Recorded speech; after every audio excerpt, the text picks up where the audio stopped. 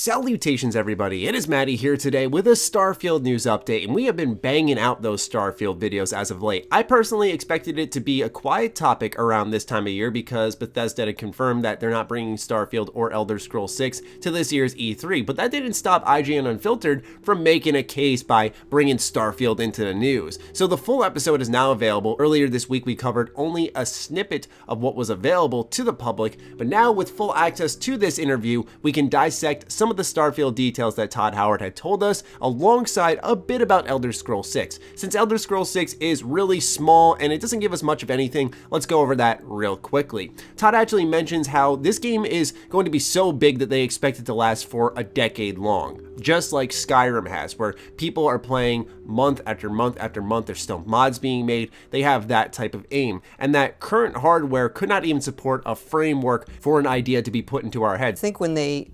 eventually see the game and what we have in mind, they'll understand the gap more in terms of technology and what we want it to do. The kind of things that we're talking about are going to take a lot of people. Yeah. Every BGS studio will probably be involved in that game, and even Starfield right now, it's not really in Austin, but in Dallas and in Montreal, there's staff on Starfield as well. At least, if anything, Bethesda Game Studios is feeling quite ambitious with this game, and I think Elder Scrolls 6 can be something truly special if they really live up to all the talk they're giving it. But let's focus on Starfield. First off, Todd mentions an old list from the AIAS interview with Ted Price that we had actually covered last year leading up to E3 2018. We made a list when we were back doing the Elder Scrolls longer, right before we got Fallout, and we getting a lot of pressure. Not pressure, we wanted to. Like, we're going to do something else. Let's make the list of here are the things that we would like to do one day.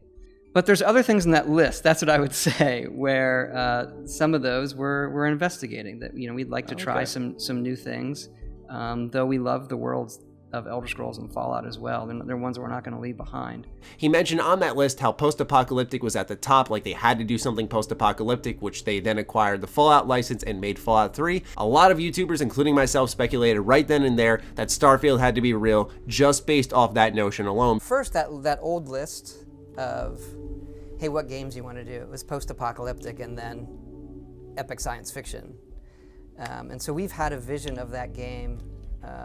It's a game I've wanted to make for a very, very long time. Because also mentioned in this interview was Todd Howard saying how ZeniMax gives them a lot of creative freedom. The great things about this company is they let the creatives, like, what do you really want to do? What's your vision? How do we make it happen? So that speculation was safe to make that Starfield would end up being true, aside from all of the trademark digging people were doing. It just all seemed to line up. So he brings that back, and then also said that they knew during Fallout 4 that the next game they'd be making is Starfield.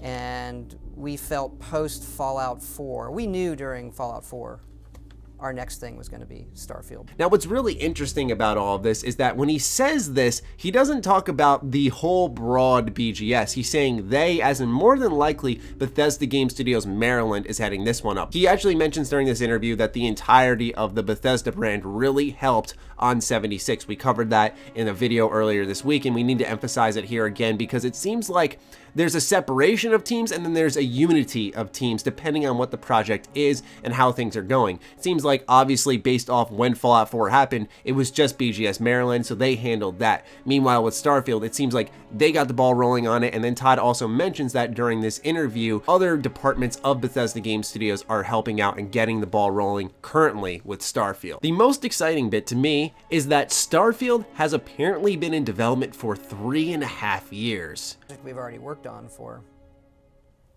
what year is this? 2019. Okay, so we're 3.5 years in. Yo, I don't mean to roast Todd's mannerisms here, but like this hyperbolic time chamber looking ass really just asked, what year is it? I mean, come on, bro. Like, you could tell this is a man of the people. He was dying to see Ryan McCaffrey's reaction when he's like, yeah, we've actually been working on it for 3.5 years, but we just announced it last year. You know, that type of shit cracks me up, and I just had to point it out. Now, development can mean anything. It could mean that Bethesda put a picture on a paper, they wrote on a chalkboard forward some ideas, and they considered that right then and there the day Starfield had begun. But obviously, since Todd Howard said Starfield was in a playable state, that gives us a lot more encouragement that this game is going along nicely, and more importantly is that when this game does drop, hopefully next year, that'll give it about 4.5 to 5 years of development time if it is a fall 2020 game, which a lot of us expect. I think that alone is really exciting because that's a lot of focus for one project. Now, we also do know that Fallout 4, for example, quote, started development, end quote, sometime around 2008, 2009, but it wasn't like until Skyrim and after that actual development had begun. So I'd say take that with a bit of a grain of salt. It is exciting to know that they've been working on this project for quite some time and that it can lead to our speculation becoming true, which is that this could be a 2020 title. To close out all of the brand new information, Todd also talked about the tone of the world and the flow of Starfield compared to their other IP, being Elder Scrolls and Fallout. It's not just that the tone of the world, it's the game flow and the things you can do. Are you going to tell me about the tone at all? No. No. Well, with the teaser we put out, teases the tone. Yeah. Fair enough. I don't know. So when he mentions they're different, I wouldn't consider that a detail alone, but you really have to look at what the series on their own do. Currently, and I'm not talking about as a broad spectrum, okay, of the entirety of the series, but currently, when you look at the most recent entries of Elder Scrolls being ESO, along with Bethesda Game Studios' Skyrim, it seems very quest and exploration driven. Meanwhile, Fallout has sort of turned into, via 4 and 76, shoot and loot. And it seems like Starfield is going to have a separate tone and flow from those games, where Fallout was shoot, grab junk, repair, build. Skyrim was area-to-area, moment-to-moment gameplay. Exploration was key in all of that. And it was sort of, I guess, about getting those unique items at the end of most dungeons and quests. There was something special about that. So what does Starfield do to separate itself? Well, he mentioned that the tone was actually teased within the Starfield teaser trailer.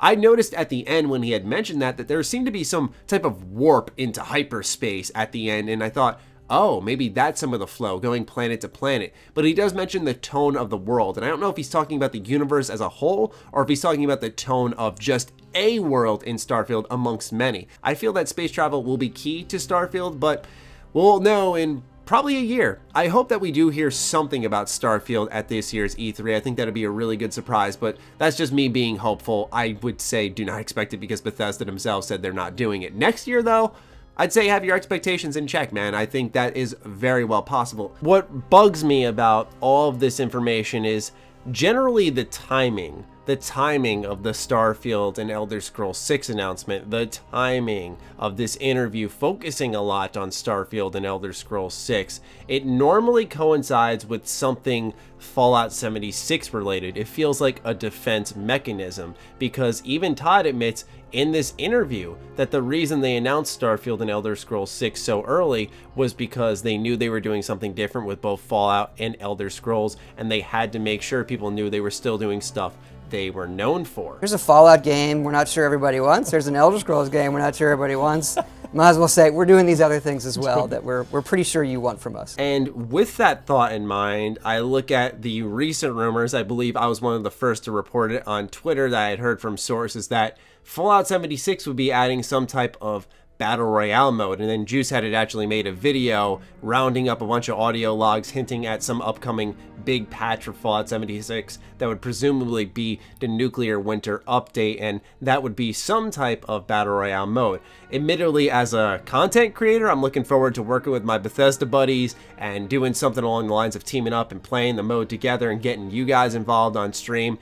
That sounds awesome, but all I'm saying is it feels like this information is being put out there to make sure there's a distraction, a glimmer of hope, some contrasting information in light of something folks may not realize. I'm just noting a repeated pattern here. They did this last year, and while they were transparent, nothing's happening this year, they are making sure to get some details out there. And I just find the timing of Todd Howard sitting down and doing an interview with IGN's Ryan McCaffrey to be a little odd. I don't want to go full conspiracy theory, but like I said, when you look at last year, their reasoning, and you see it happening again, and then you tie in the rumors of a mode that not everyone's asking for, It's a smidge fishy, but that's just my personal opinion. Anyway, that'll conclude this video, ladies and gentlemen. Thank you so much for giving me your time and discussing Starfield with me. Are you excited with this news? Let me know what you're thinking in the comments down below. Other than that, follow me on Twitter, like me on Facebook. Those links are in the description down below, along with my Patreon. Do consider supporting that as it fuels all the content I create here. Stay sexy, stay active. I love you all.